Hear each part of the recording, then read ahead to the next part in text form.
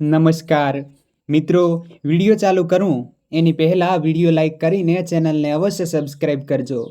મિત્રો, આજની સ્ટોરી એકદમ ટૂંકી અને સમજવા લાયક છે, તો તેને પૂરી સાંભળવા ખાસ વિનંતી છે. સવજીભાઈનું એટલું બધું ખમતી ઘર તો હતું નહીં, પરંતુ સમાજમાં એનું ઘણું બધું માન હતું. સવજીભાઈ સમાજના મોભાદાર માણસ હતા. ન્યાય કરવામાં હંમેશા એ સત્યની સાથે ઊભા રહેતા. સવજીભાઈની ખેતીવાડીની 20 વીઘા જમીન હતી અને એક દીકરો હતો. એકનો એક દીકરો હોવાથી એને બીજી કોઈ ચિંતા નહોતી. સવજીભાઈ ખૂબ સુખ શાંતિથી રહેતા હતા. ધીરે ધીરે સમય વીતવા લાગ્યો. દીકરો મોટો થયો એટલે દીકરા વિનયના લગ્ન લેવાયા અને વિનયની જાન વેવાઈના ગામના ગોદરે આવીને ઊભી રહી. બધા જાનૈયાઓ ફટાકડા ફોડીને વેવાઈને જાન આગમનની જાણ કરી રહ્યા હતા. ત્યારે જ એક વ્યક્તિએ આવીને જાનના ઉતારાનું ઘર બતાવ્યું. એટલે જાનૈયાઓ ઉતારે પહોંચી ગયા. 10 ધોરણ ભણેલો વિનય આજે વરરાજો બનીને ઊભો હતો. એના માથા પર સાફો બાંધ્યો હતો.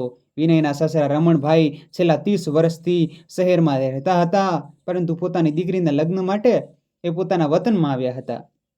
વિનયે 10મું ધોરણ પાસ કર્યું. એના પછી 2 વર્ષમાં એનું સગપણ રમણભાઈની દીકરી ગીતા સાથે થયું હતું. એ સમયે તો અમુક ભણેલા છોકરા હોય એ જ લગ્ન પહેલાં કન્યાને જોવા જતા, અને વિનય પણ એમાંનો એક હતો. આમ તો વિનય એના પિતાજીની હામાં હા કરવાવાળો દીકરો હતો, પરંતુ રમણભાઈની દીકરી ગીતાના આગ્રહના કારણે વિનયને કન્યા જોવા જવું પડ્યું હતું. આ બાજુ આ સંબંધ કરવા માટે રમણભાઈએ પોતાની દીકરી પર ઘણું બધું દબાણ કર્યું હતું. અને ગીતા કંઈ એટલી બધી રૂપાળી પણ નહોતી. એની ઊંચાઈ માંડ 4 ફૂટ હતી. છતાં પણ વિનય માટે તો એના પિતાનો નિર્ણય આખરી નિર્ણય હતો. વિનયને એના પિતા પર ખૂબ વિશ્વાસ હતો કે મારા પિતા જે નિર્ણય લે છે એ મારા માટે સારો જ હશે.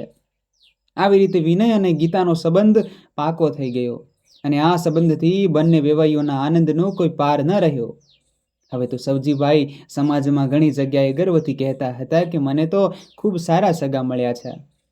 વહુ પણ 10 ધોરણ પાસ છે અને એમાં પણ એ શહેરમાં રહેવાવાળી છે. ગીતા મારા ઘરમાં વહુ બનીને આવશે એટલે મારો પરિવાર સુધરી જશે. બીજી બાજુ રમણભાઈ પણ એટલા જ ફૂલાઈને ફરતા હતા, અને એ એવું કહેતા કે 5માં પૂછાય એવા વેવાય મળ્યા છે. શહેરમાં રહેવાવાળી કન્યા મળતા વિનય પણ વિચારોમાં ખોવાયેલો હતો, અને એટલે જ વિનયે ખેતીને બાજુમાં રાખીને કંઈક બીજું સાહસ કરવાનું નક્કી કરી લીધું.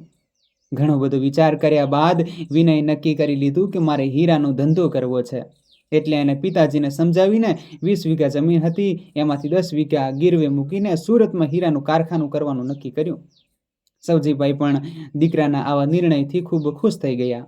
એના મનમાં પણ એમ હતું કે હીરાનો ધંધો ખૂબ સારો છે, અને બીજું કે ભણેલી ગણેલી અને શહેરમાં રહેલી વહુ આવવાની છે, એટલે મારા દીકરાને પણ શહેરમાં ફાવી જશે.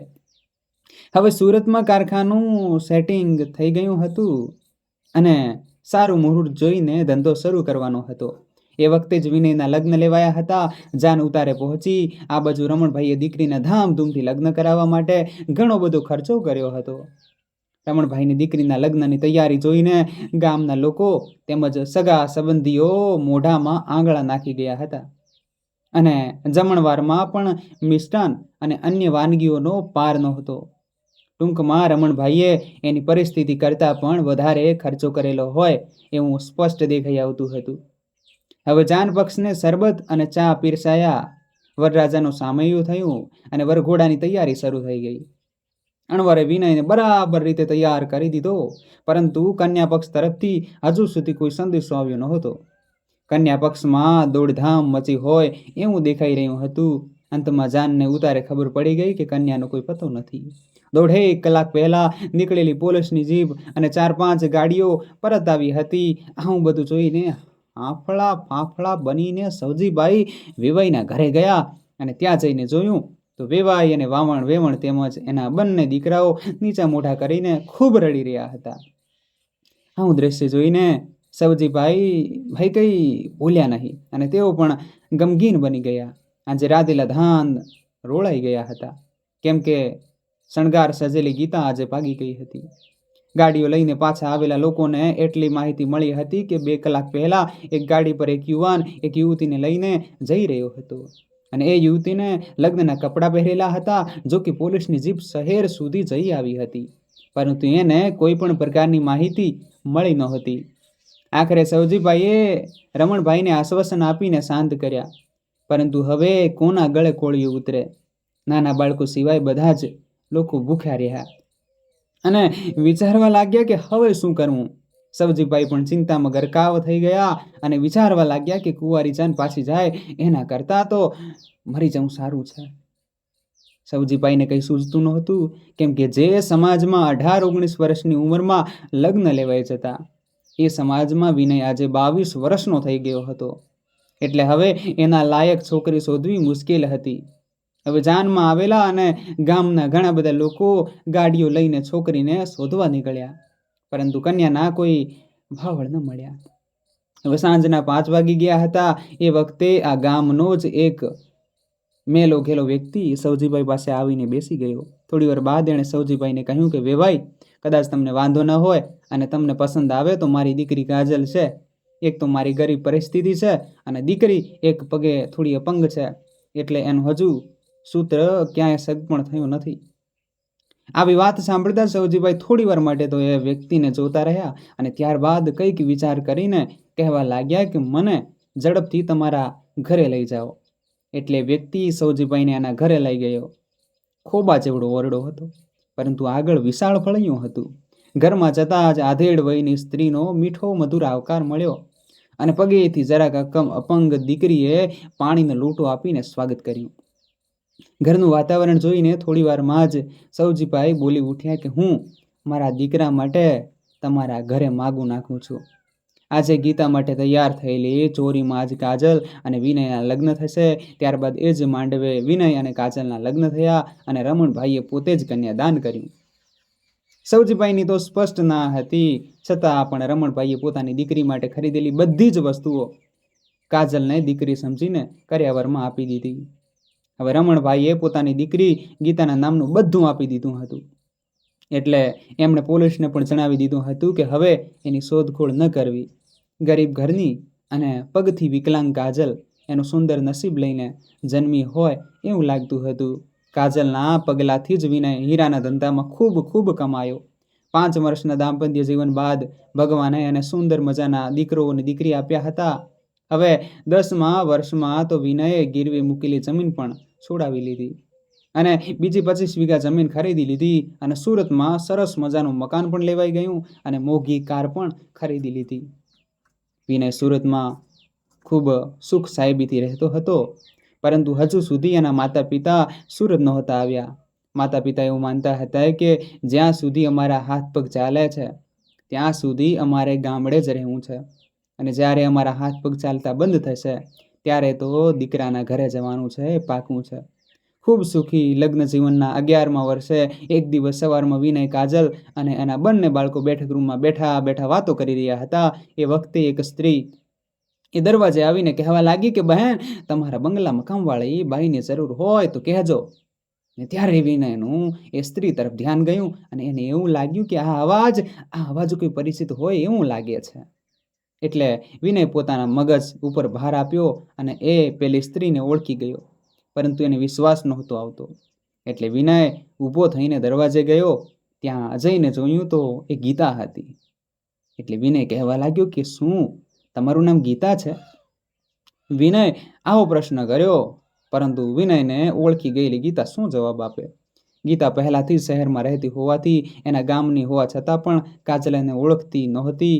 વિનયે જ્યારે આવો પ્રશ્ન પૂછ્યો ત્યારે કાજલ ચોંકી ગઈ, કેમ કે એક ખૂબ સુખી પરિવારની દીકરી ગીતાની અત્યારે આવી દશા થઈ હશે કે પછી આ કોઈ બીજી ગીતા હશે. કાજલ મનોમન આવું બધું વિચારી રહી હતી અને એણે વિનય તરફ નજર કરી. વિનયની ભીની આંખો જોઈને કાજલ એને ખેંચીને અંદર લઈ ગઈ અને પૂછવા લાગી કે વિનય, આ એ જ ગીતા છે જે લગ્ન પહેલાં ભાગી ગઈ હતી? ત્યારે જવાબ આપીને વિનયે હા પાડી. હા સાંભળતા જ કાજલ ઝડપથી દરવાજે ગઈ ત્યારે ગીતા લોટ મૂકવાની તૈયારી કરી રહી હતી. એ પહેલાં જ કાજલે એને પકડી લીધી. હવે કાજલ ગીતાને ખેંચીને અંદર લાવી. થોડી આનાકાની કર્યા બાદ કાજલ અને વિનયના આગ્રહને વશ થઈને ગીતા એનું જીવન વૃત્તાંત કહેવા લાગી. અમદાવાદમાં પિતા રમણભાઈની સોસાયટીની નજીકમાં રહેતા હરેશ નામના યુવક સાથે એને પ્રેમ થયો હતો. હરેશ સ્નાતક થયેલો યુવક હતો. એ વખતે વિનય એને ગામડિયો લાગતો હતો. પિતાજીના કારણે ગીતા આ સંબંધ માટે ઇનકાર નહોતા કરી શકી. હરેશના પિતા એક કારખાનામાં કામ કરતા હતા અને બીમારીના કારણે પથારીવશ થયા. એના બદલામાં માલિકે હરેશને નોકરી આપી હતી. એ જ વખતે ગીતા લગ્ન પહેલા હરેશ સાથે ભાગી હતી. ભાગ્યા બાદ ગીતાએ હરેશ સાથે લવ મેરેજ કરી લીધા. સમયની કેવી બલિહારી કહેવાય. લગ્ન જીવનના 5મા વર્ષે જ કારખાનામાં હરેશનો એક પગ મશીનમાં આવી ગયો. એટલે માલિકે હરેશના બદલે એના નાના ભાઈને નોકરી આપી દીધી અને થોડા રૂપિયા પણ આપ્યા. હરેશના માતા પિતાએ પણ હરેશને થોડા રૂપિયા આપીને અલગ કરી દીધો. ત્યાં સુધીમાં તો ગીતા 2 બાળકોની માં બની ગઈ હતી. હવે હરેશ અને ગીતા અમદાવાદ છોડીને સુરત આવ્યા અને અહીંયા હરેશ હીરાના કારખાના પાસે ચાની લારી લઈને ચા વેચવા લાગ્યા.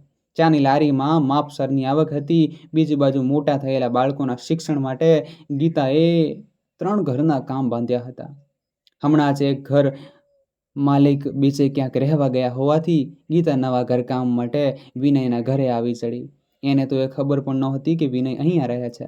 ત્યારે વિનયે પૂછ્યું કે ગીતા, તું તો ભાગી ત્યારે ઘણા બધા ઘરેણાં લઈ ગઈ હતી, એનું શું કર્યું? ત્યારે એકદમ ઢીલી થઈને ગીતાએ જવાબ આપ્યો કે 2 વખત હું ખૂબ ગંભીર રીતે બીમાર પડી હતી અને મારી સારવાર કરાવવામાં એ બધા જ ઘરેણાં વેચાઈ ગયા.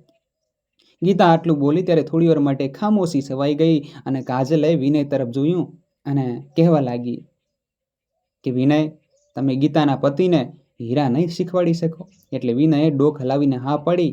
ત્યારે જ કાજલ બોલી કે ગીતાબેન, તમે જરા પણ ચિંતા ન કરતા. તમારા પતિ 4 મહિનામાં તો હીરા ઘસવાનું કામ શીખી જશે અને એ 4 મહિનાનો ઘરનો ખર્ચો અમે આપશું.